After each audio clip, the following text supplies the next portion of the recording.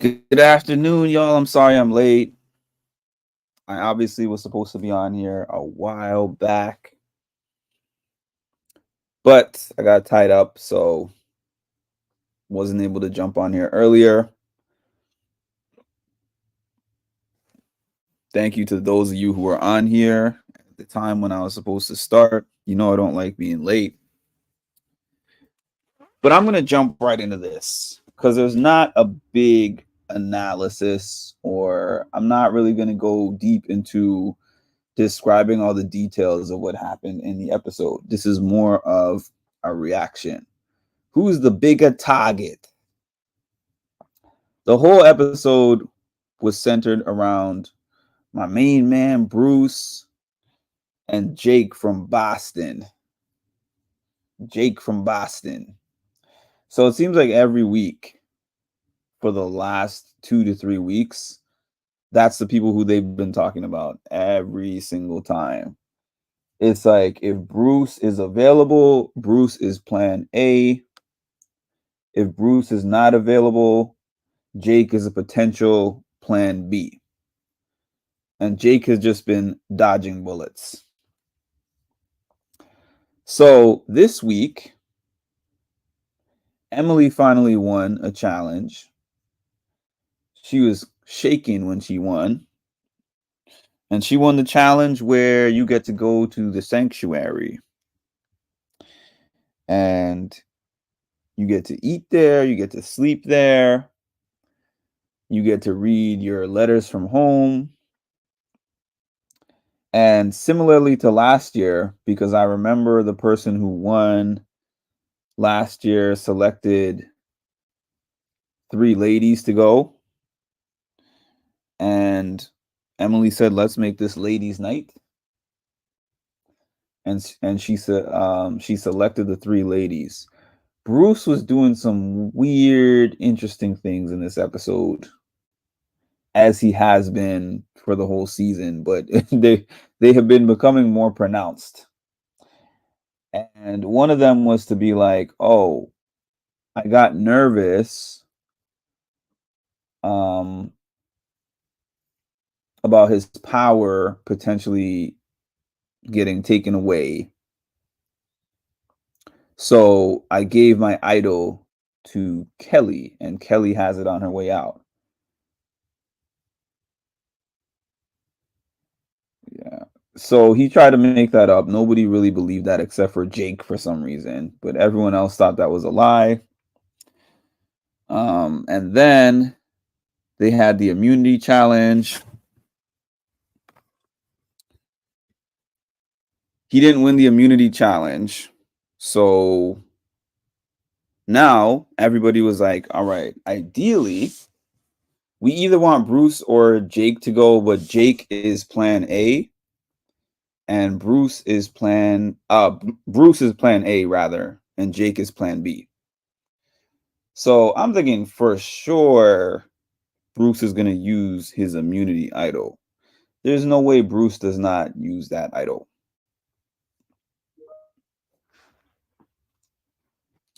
Bruce tries to come up with a plan for everybody to go for Julie. So he wants the votes probably to be split between Julie and Jake so that he can actually keep that immunity idol for next week. Because he's like, oh, I'm thinking about survival. Even during the tribal, when Jeff was asking the questions, Bruce was basically telling everybody, yeah, you don't ever want to go home with an idol in your pocket. And I was thinking in my head, yeah, you don't. But you're not going to do a move like that, right? Because you know the game already. You're a super fan of the game. You're back to the game on a second opportunity after what happened to you on the first time that you were there.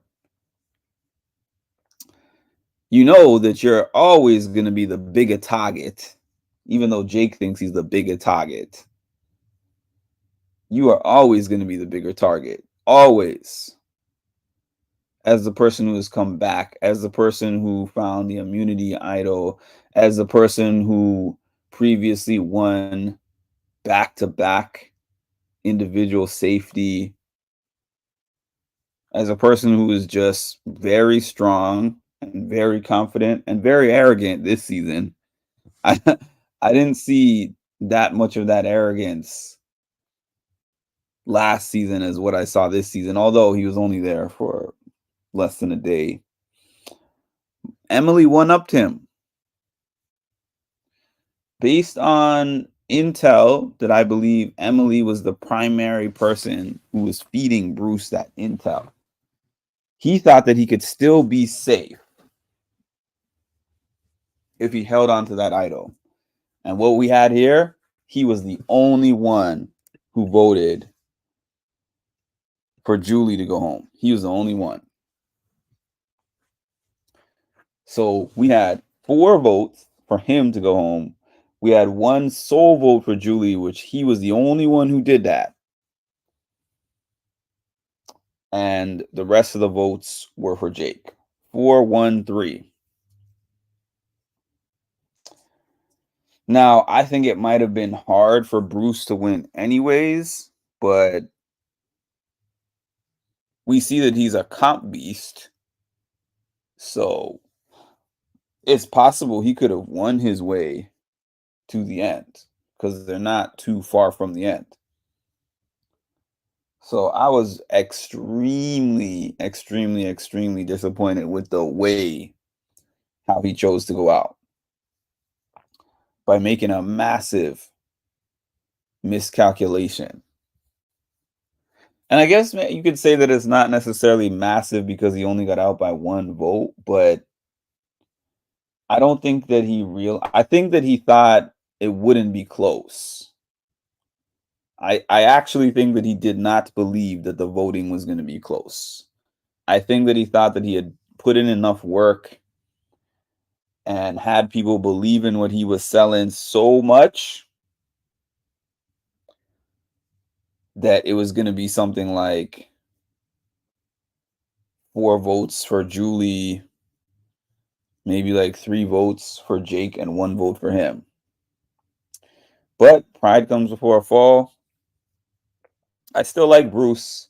I think he made a terrible mistake, as anyone does who holds on to their idol, especially at this stage in the game, knowing there's targets aimed his way. But yeah, we're going to see what happens from here on out. We are going to see what happens from here on out. It was a good episode, though. I did enjoy the episode, despite the fact that I didn't enjoy the outcome. And I'm looking forward to seeing how the rest of the season plays out. So that's just my quick Survivor recap.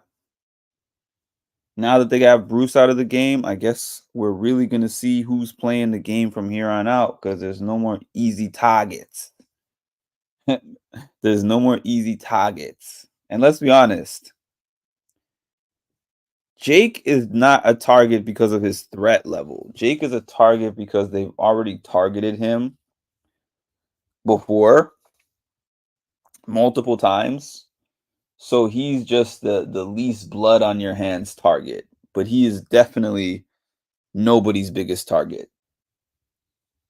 And I would feel more surprised about Jake winning the season than I did about Jam Jam winning the season last year. Because I was in absolute shock that Jam Jam won Survivor 44, honestly. I was in absolute shock. I would be in an even bigger shock about Jake winning. But look at the last couple of years. Jam Jam, Gabler. I guess we're on the unexpected. Even though I did pick Gabler. Gabler was my pick to win that season, believe it or not. Yeah, so here's my thing with that. I feel almost similarly to how I felt when Sari got out on Big Brother, to where I was like, I'm rooting for Bruce. I like Bruce, but look, they all cheered. Everybody was cheering and happy and smiling when he got out. So now it's not, oh, we got to get out this person who's the biggest target in the house. Now it's like there's several targets in the house, and let's see who they go for.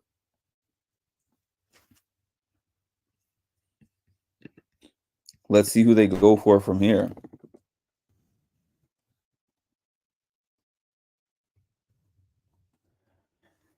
At this point in time,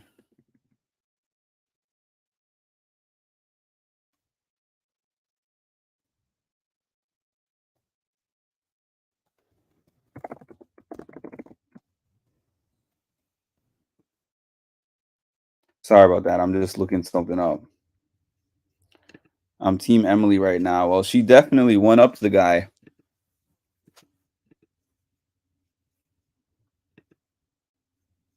Emily definitely went up to the guy. Because, like I was saying before you got on here, the work that she put in making him feel comfortable is probably the reason why he didn't use that idol. I think Austin right now is a huge threat that they are sleeping on, because he's finished very well in all these competitions. He has an immunity idol, a secret one that they don't know about. Like I said, very good in comps. I think they're sleeping on him. But you have a disadvantage being a person who comes back, especially when you were in the previous season. So Austin has the advantage of being a brand new face, and he's downplaying himself and his threat level. And he's not a name that I'm really hearing anybody say, oh, he's a massive threat, we got to get rid of him. Everybody likes him. Everybody seems to like him. Everybody seems to want to work with him. I don't know if that will change. I mean, I know things can change quickly in the game of Survivor, but as of now, he seems to be sitting pretty. Well, that's my recap. And what are we today? Thursday. If there's a House of Villains episode, I might recap it. I might not be able to recap it today, but I'll update everybody on my community page throughout the day, whether I jump on here again or not. We'll see what happens. I have a busy day tomorrow. That's the reason why I possibly might not be able to do that recap, because that show comes on at 10 p.m. And I hope everyone has a great day, and we'll talk again soon.